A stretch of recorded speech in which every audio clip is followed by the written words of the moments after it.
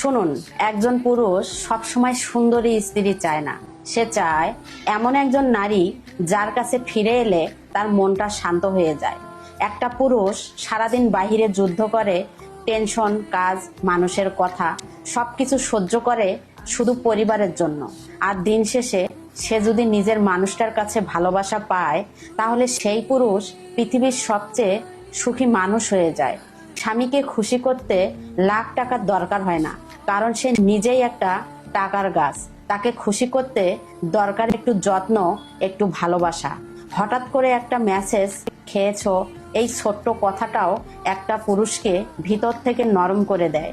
তার কষ্টের সময় পাশে থাকুন, রাগের সময় শান্ত থাকুন, আর অন্য সবার সামনে তাকে সম্মান দিন।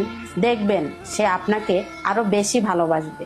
একজন পুরুষ সবচেয়ে বেশি দুর্বল হয় সেই নারীর কাছে যে তাকে বুঝতে পারে। মাঝে মাঝে তার দিকে তাকিয়ে বলুন, তুমি ছাড়া আমি অসম্পূর্ণ। বিশ্বাস করুন, এই সামান্য কথায় তার মুখে আনন্দের ঝলক দেখতে পারবেন। স্বামীর সাথে বন্ধুর মতো মিশুন, একসাথে হাসুন, গল্প করুন, ছোট ছোট মুহূর্ত উপভোগ করুন। শেষে একটা কথাই বলবো, স্বামীকে এতটাই ভালোবাসুন যাতে হাজার নারীর ভিড়েও সে শুধু আপনাকেই খুঁজে নেয়। ভালোবাসা সুন্দর যদি ভালোবাসার মতো বাসা যায়।